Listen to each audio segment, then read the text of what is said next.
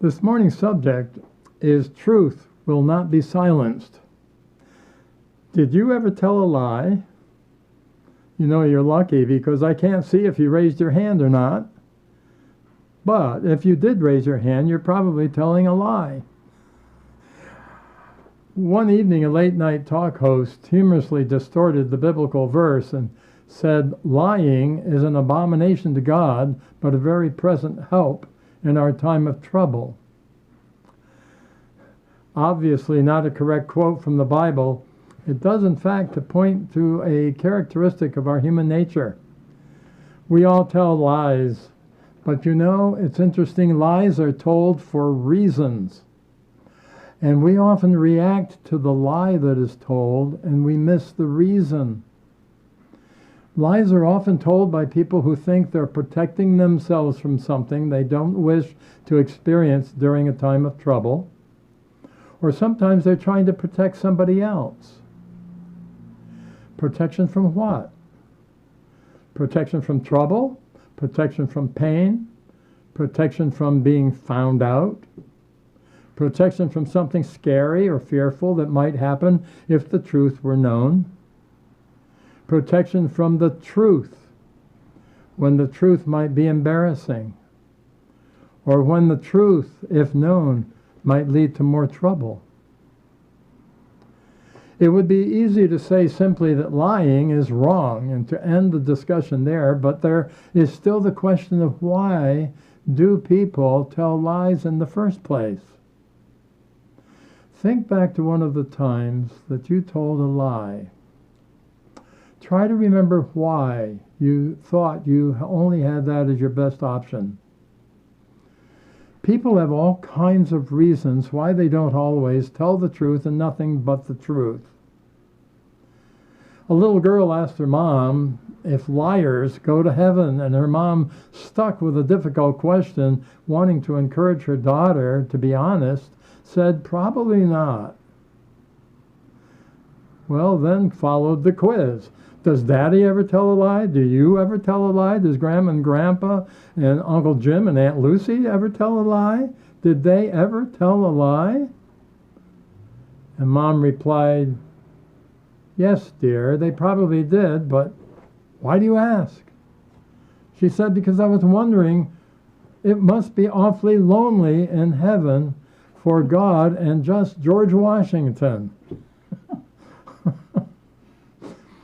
Honesty is often compromised when one feels threatened by the danger of physical harm, loss of possessions, loss of reputation, loss of popularity, loss of political power, or loss of employment.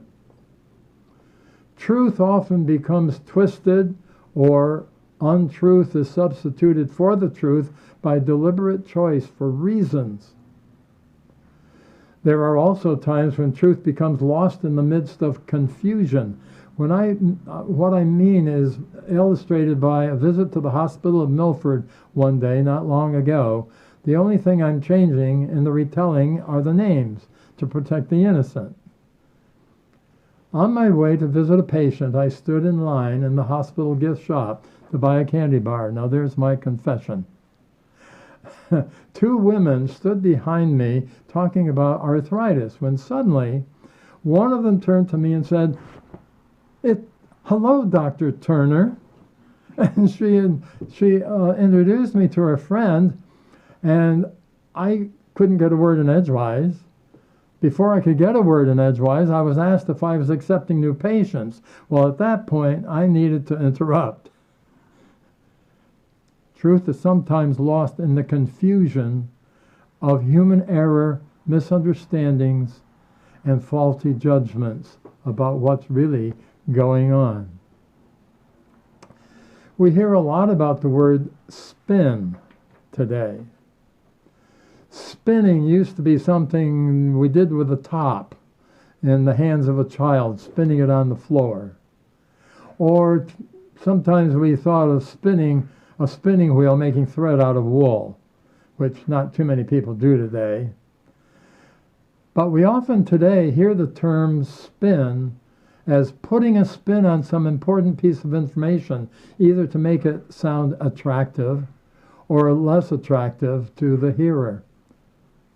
We often hear public leaders presenting the same topic with opposite spins.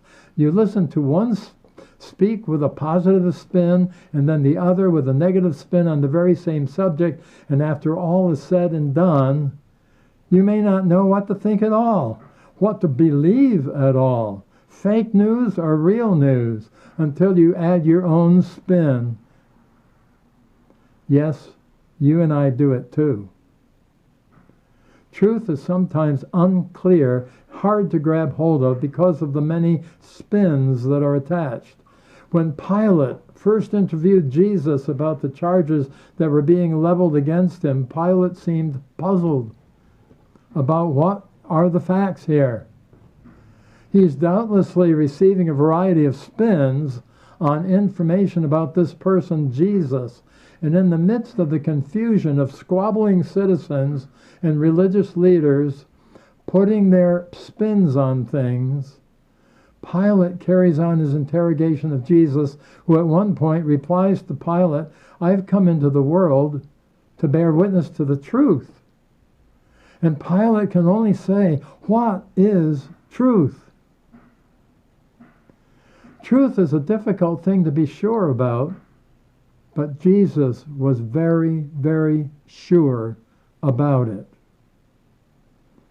When Jesus entered Jerusalem, he was recognized by many people as an important prophet to whom they should listen. A prophet had the gift of sensing, understanding God's presence and participation in the everyday events of history, the past and the present. A prophet was one with a message from God and a call from God to deliver it to the world and to tell it like it was.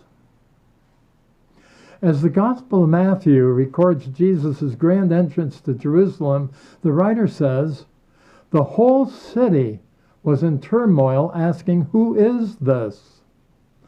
The crowds were saying, 'This is the prophet, Jesus from Nazareth in Galilee.' Some saw Jesus as the bearer and bringer of God's truth, and so he was popular with some and unpopular with others for the same reason, since not everyone chooses to confront the truth or wants to really know, to tell the truth and nothing but the truth, or to hear the truth when it's being told, for some of the reasons we've already cited above. As one whose mission it was to proclaim God's truth to the world of his day, and whose word speaks its truth and challenge to our world as well, the path of Jesus was not smooth, not untroubled, not easy.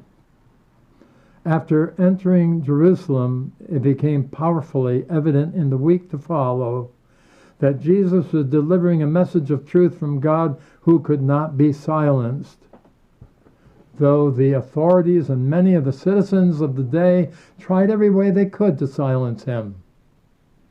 Jesus spoke truth about God, about life, about people, and a lot of it was lost in the confusion of many people's misconceptions, misunderstandings, prejudices, and preferences, and rejected by others in power for fear of losing their kind of power, and rejected by still others because they feared that their traditional foundation was being shaken by what he taught, how he lived, and that they might need to change. When Pilate asked Jesus if he were a king, Jesus answered in such a way as to indicate that his kingdom was not over people's physical lives, but rather the authority of God's truth taking root in the hearts and minds of people, which of course would change the behavior of people as a result once that truth was established within them. The people of Jerusalem were glad to welcome a prophet of God's truth, but they were challenged by that truth when it confronted them and challenged them to be changed. Eventually, they tried to silence Jesus. Thank heaven God's truth cannot be silenced. And God is still speaking today. And through us, as disciples of the one we follow. Amen.